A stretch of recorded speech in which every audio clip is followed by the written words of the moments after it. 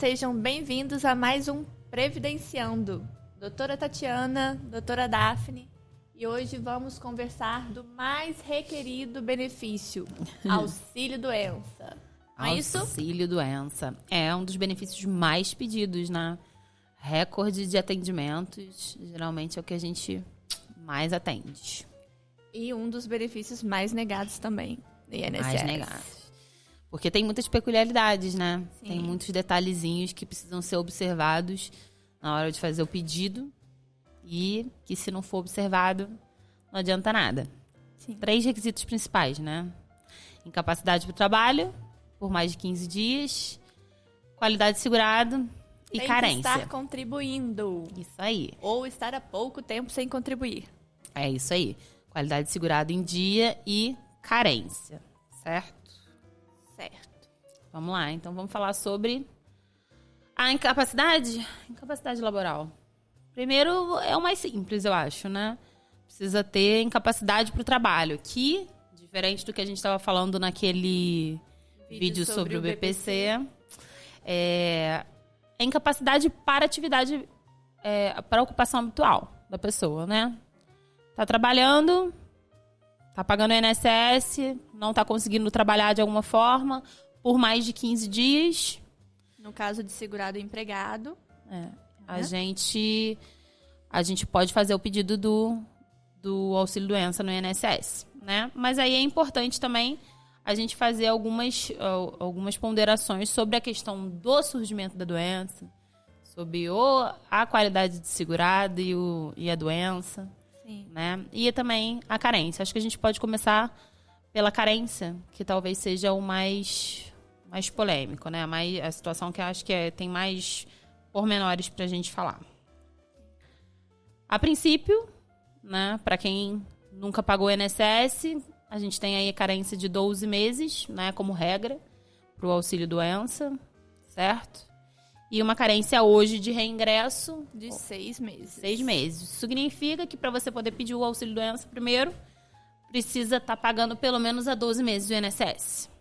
Certo? Inicialmente. Depois, parou de pagar, ficou um tempo sem pagar.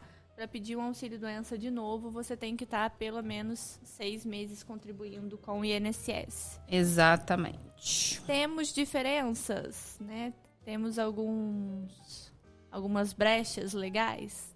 Temos. Sempre temos. Sempre temos.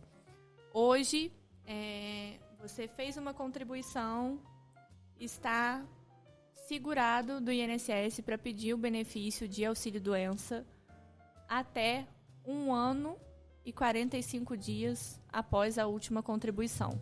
É isso aí. Se você tem a carência mínima, né, de 12 meses e para de pagar o INSS hoje, volta e passa a ter uma incapacidade que te impeça de exercer sua atividade laborativa, vai poder fazer o pedido do auxílio-doença no próximo ano e 45 dias, né? Chamado período de graça. É isso aí.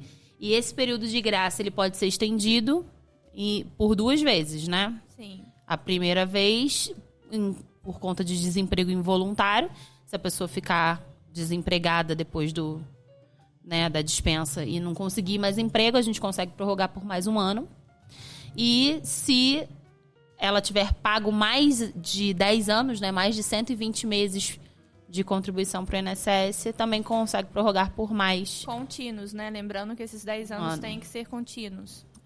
Então, a gente pode aí prorrogar o período de graça de 1 ano e 45 dias para 3 anos e 45 dias. Isso aí. O facultativo, o contribuinte facultativo é um pouco diferente, né? Que é quem contribui nos códigos 1406 ou 1473, né? Dependendo da alíquota, 20% ou 11%. Ele tem um período de graça reduzido, que é de 6 meses. Então, ele pode fazer o pedido desse benefício de auxílio-doença depois que ele para de pagar a última vez, em até 7 meses e 15 dias. Certo? Certo. E tem a questão das isenções, né? Sim. Para doenças específicas. Muito importante essa questão. Conforme a gente já amplamente abordou em vídeo anterior de BPC, né, sobre questão de deficiência, também no pedido de auxílio-doença, o benefício de auxílio-doença, não temos nenhuma doença que seja especificamente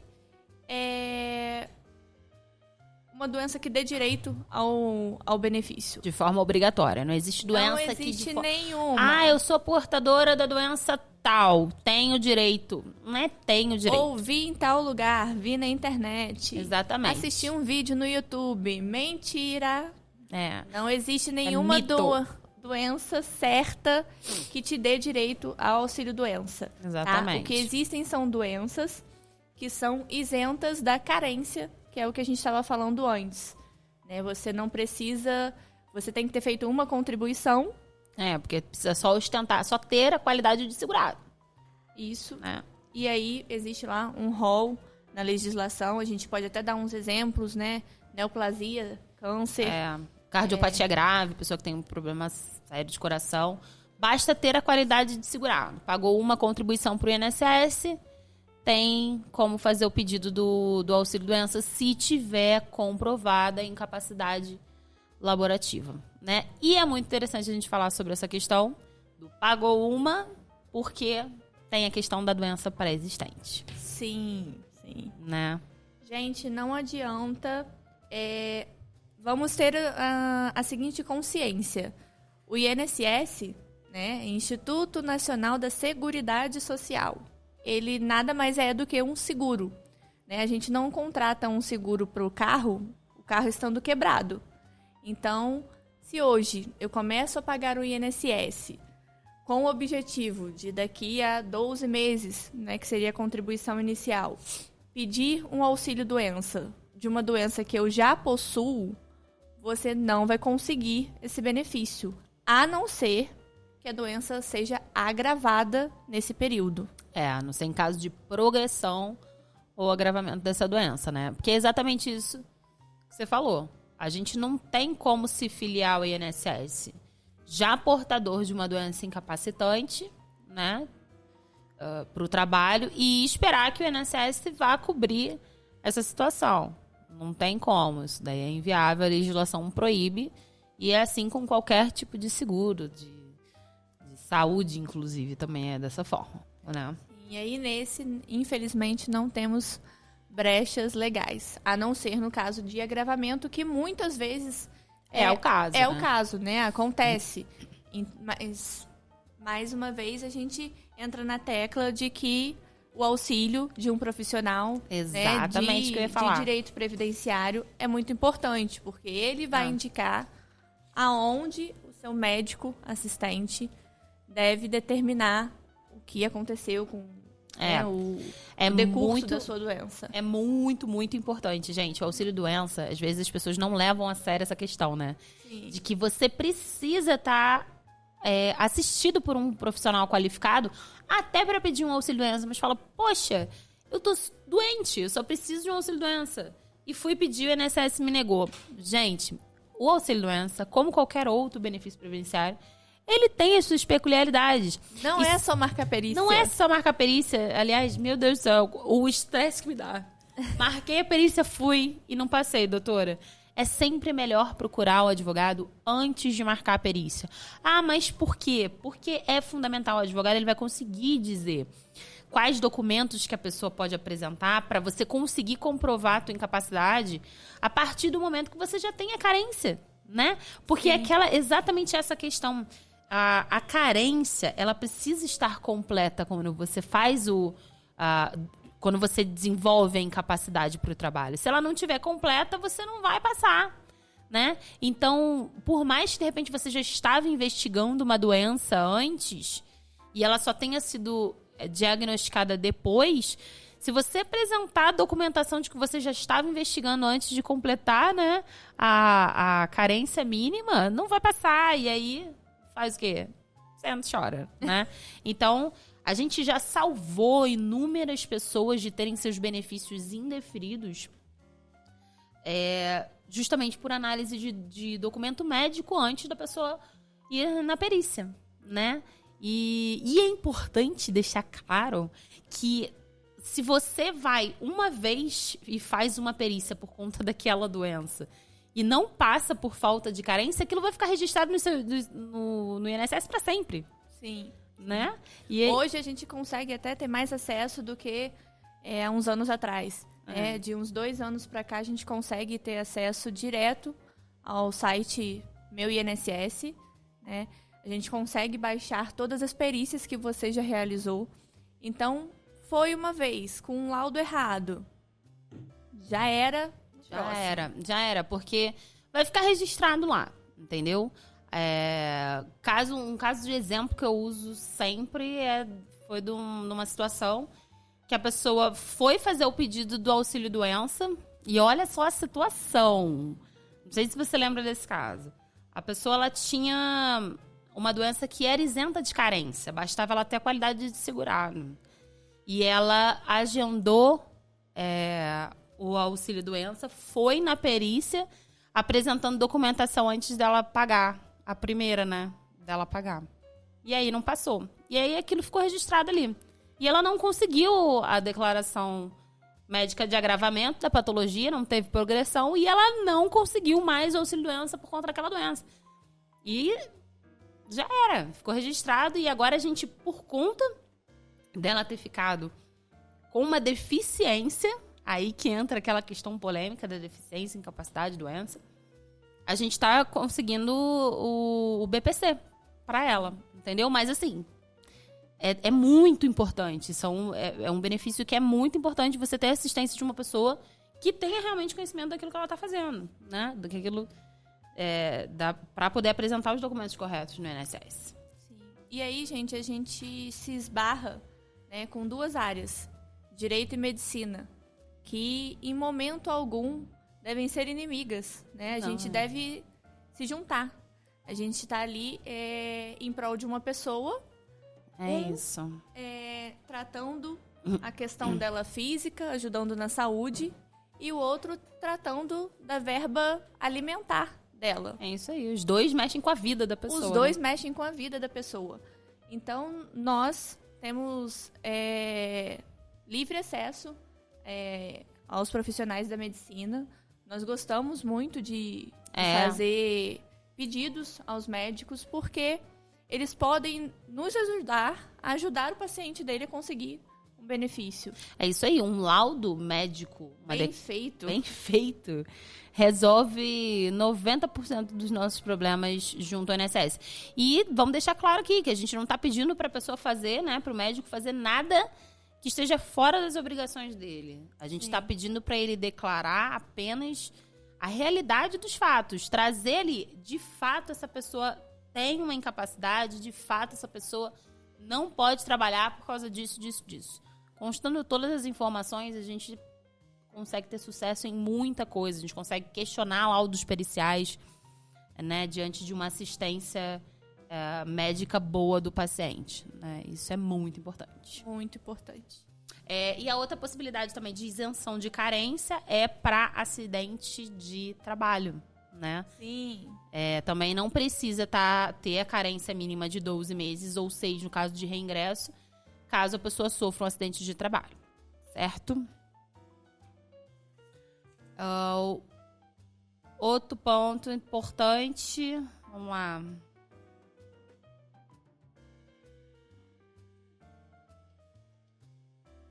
Mudanças do auxílio-doença com a reforma da Previdência não teve muito, né?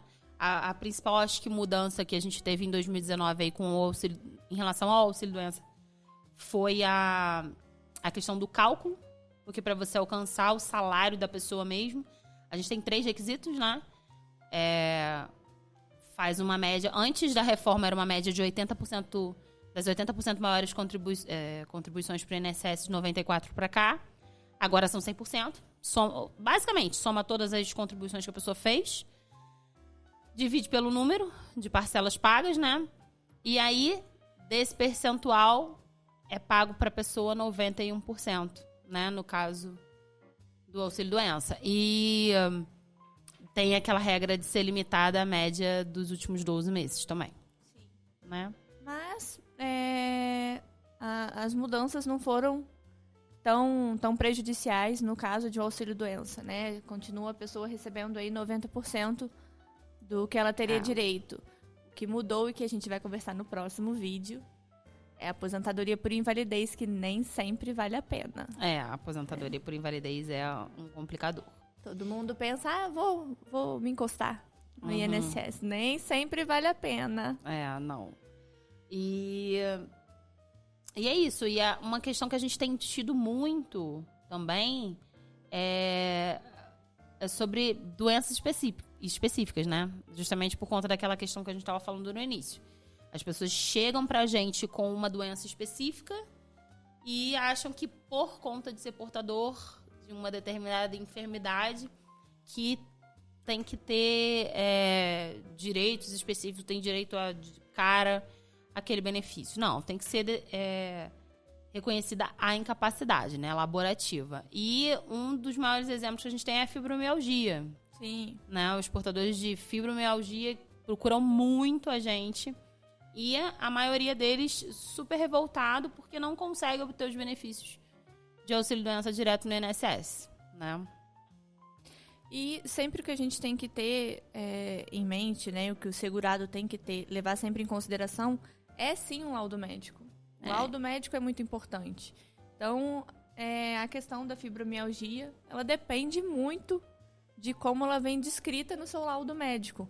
E da extensão da incapacidade, né? A gente precisa sempre analisar tudo em conjunto. Gente, no auxílio-doença, além da doença, é importante demais a função que a pessoa exerce. Sim. Porque dependendo do trabalho que a pessoa tenha, a incapacidade ela não vai ser gerada. Então, é aquela coisa. O auxílio-doença, a gente ainda não tem hoje um acompanhamento a princípio, né? A gente não tem acompanhamento com um assistente social na análise da concessão do auxílio-doença, né? A gente tem só a perícia médica, que acaba sendo o suficiente para definir a maior parte das situações. Mas tem que ser levado em consideração também o meio que a pessoa vive, a escolaridade, certo? Isso tudo, inclusive, é requisito, né? Para concessão de benefício. A gente tem que levar isso em consideração. Tem que ser levado. Você não pode pegar uma pessoa lá beirando a terceira idade, beirando os 60 anos, que trabalhou a vida inteira de doméstica com fibromialgia, que compromete as articulações, que a pessoa sente muitas dores. Como que essa pessoa ela vai trabalhar? E aí? Né? Então, isso tudo tem que ser levado em consideração, né? E a fibromialgia ela não vai atingir a incapacidade, ela não vai chegar numa incapacidade igual para uma pessoa de 60 anos e que sempre trabalhou como doméstica, com baixa escolaridade, do que vai chegar numa pessoa de 30 anos que trabalha num escritório com uma profissão diferente, entendeu? E uma escolaridade maior. Então, sim, entrando até nessa questão de verificação social, né, da pessoa, a gente tem a reabilitação profissional. Então, eu ia falar da reabilitação, só que a reabilitação é para a possibilidade depois de converter ou não em aposentadoria por invalidez, mas a gente tem a reabilitação. Que por isso eu falei que a princípio não entra. Sim, mais pela questão da idade da pessoa. Né? O INSS não quer aposentar ninguém novo, né? Sim, sim. Da idade da pessoa e a função que ela desempenha, a atividade de trabalho dela, né? Então, tem acontecido muito, as pessoas, né, ficam um pouco indignadas com isso, mas temos aí que manter o sistema também. Não adianta, é o mesmo pensamento lá de trás. É o mesmo pensamento lá de trás. A gente tem que manter o sistema, então a reabilitação ela está sendo amplamente oferecida. Tem suas... Estão batendo bastante na tecla, né? Tem toda a sua dificuldade, a gente sabe. Mas a gente não pode negar que ela existe e que ela está sendo muito utilizada. Eu acho que, assim, para fechar essa ideia de conversar sobre o auxílio-doença, já que a gente pegou o gancho da reabilitação, falar sobre a aposentadoria por invalidez, né? Porque a reabilitação é um pré-aposentadoria por invalidez. A pessoa já está ali praticamente com a incapacidade permanente reconhecida, né? Sim. E aí a gente entra na grande mudança da reforma de 2019. Sim. Só para dar uma simplificada, né, pessoal? auxílio-doença, ele é para uma incapacidade de trabalho temporária. Então, a reforma até mudou a nomenclatura, né? Sim, hoje auxílio-doença é benefício por incapacidade temporária. Então, auxílio-doença é uma incapacidade temporária. Na maioria das vezes, né, a pessoa que está ali pedindo auxílio-doença, ela não quer ficar afastada de forma temporária. Né? E a gente entende também isso porque a maioria das pessoas que está precisando hoje de um benefício, né, de auxílio-doença, ela ali é atestada pelo médico que, fazendo o tratamento, em 180 dias ela tem a recuperação. Mas a gente sabe que socialmente isso não acontece. Né? Se ela está ali precisando do SUS, ela não vai conseguir fazer o tratamento que ela precisa em 180 dias. Ela não vai ter essa marcação de consulta, ela não vai ter essa marcação de fisioterapia, de até conseguir o medicamento. Indicação cirúrgica, né? Sim, indicação cirúrgica. Então, isso vem a desencadear um auxílio-doença, né, um benefício por incapacidade temporária em cima de outro benefício, em cima de outro.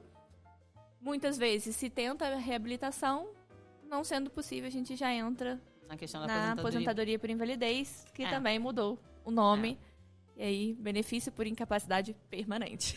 E essa questão que você puxou aí sobre os 180 dias entra naquela situação da alta programada, né? Que é um assunto super também discutido. Porque justamente a gente está diante dessa situação. A maioria das pessoas que está ali dependendo desse benefício do INSS são pessoas que estão fazendo tratamento médico pelo SUS, né? Ou que não tem condição de estar pagando acompanhamento particular ou plano de saúde, né? E a gente não tem a recuperação naquele período e a gente fica naquele eterno ciclo de corta, pede de novo, não passa, prorroga e aí vai pro judicial e aí prorroga, não passa o judicial. Um ciclo assim eterno para pessoas que de repente já poderiam até estar aposentadas. Mas aí vem a questão da reforma de 2019 que acabou fazendo com que o INSS ficasse muito bonzinho da hora para outra, né? O INSS agora quer me aposentar. Estou em benefício há tantos anos. A gente recebe muito essas mensagens, né? Doutora, estou em benefício de auxílio-doença já há 20 anos. Quero me aposentar. Há 15 anos recebendo auxílio-doença. Faço prorrogação, continuo recebendo. Não tem como converter isso para definitivo? Depende, né? Depende. Vai tudo depender da incapacidade de quando que ela se tornou permanente. Porque a reforma da Previdência em 2019 trouxe a previsão de que o auxílio-doença previdenciário, né, passou a pagar, ao invés de 100% do salário de benefício, que é aquela média, passou a pagar 60%. Né? Mais 2 a cada ano que passar, enfim. Mas passou a pagar 60%. Então, para o INSS, muitas vezes muito mais a pena. Acaba valendo mais a pena converter um auxílio-doença em aposentadoria por invalidez. Isso depende da sua renda. Né? E tudo vai depender. Se for já salário mínimo, não faz diferença. Não faz diferença. Não tem como receber menos do que um salário mínimo. Exatamente. Mas se você estiver ali, né, a ponto, recebendo mais do que um salário mínimo, você tem que ficar de olho na questão da conversão do auxílio-doença para aposentadoria por invalidez. Porque 90% das vezes não vai ser bondade do INSS, né? Ele vai estar querendo reduzir o seu salário. E aí entra a questão da gente poder discutir na justiça a data de início da incapacidade permanente. Né? Eu acho que é isso. A única aposentadoria que continuou pagando 100% é a acidentária, decorrente de acidente de trabalho. Né? Porque também temos aí diferenças, né, de auxílio-doença previdenciário e o acidentário. Né? Depende aí da sua doença, se ela veio ocasionada por um acidente de trabalho. Uma doença profissional. Tudo ou vai não, fazer diferença. Né? Se não tem nada a ver com o seu trabalho. É isso aí. E essas acho que são as principais questões que a gente tem enfrentado sobre o auxílio-doença, né? Qualidade de segurado, a importância de estar sempre acompanhado por um advogado no pré-perícia, gente. É muito importante vocês estarem assistidos por uma pessoa que tenha conhecimento do que está fazendo antes de você ir na sua perícia no INSS, antes de você fazer o primeiro pedido de auxílio-doença, né? Sim. Porque faz diferença. A gente consegue ali resolver muita coisa de uma perícia, de repente mudar o resultado de uma perícia só pela análise que a gente faz na pré-perícia, né? E a questão da qualidade de segurado são os pontos principais, o valor que paga, a isenção e o foco nessas doenças que um ponto importante sobre a fibromialgia que a gente não falou é que tramita aí um projeto de lei para tentar incluir essa patologia no rol das que isentam de carência, mas ainda não tem nada definido. Mas é isenção de carência, gente. Voltando, batendo na mesma tecla. Não é o tipo de doença que te dá direito exatamente a se afastar do trabalho e receber o auxílio-doença. Isso aí é muito confundido, né? Tem gente que chega falando, não, mas eu tenho a doença que está escrita lá na lei que eu tenho direito ao benefício. Perícia do mesmo jeito, gente. Né? Mas aí eu acho que é isso. E esse foi o nosso bate-papo sobre auxílio-doença e aposentadoria por invalidez. Espero que vocês tenham gostado. Sempre com dúvidas, perguntas, deixe nos comentários. Não deixe de seguir a gente nas redes sociais, aqui no YouTube também. A gente continuar passando todas as informações para vocês e ajudando cada vez mais. Esse é o nosso objetivo. Até os próximos vídeos, gente. Até.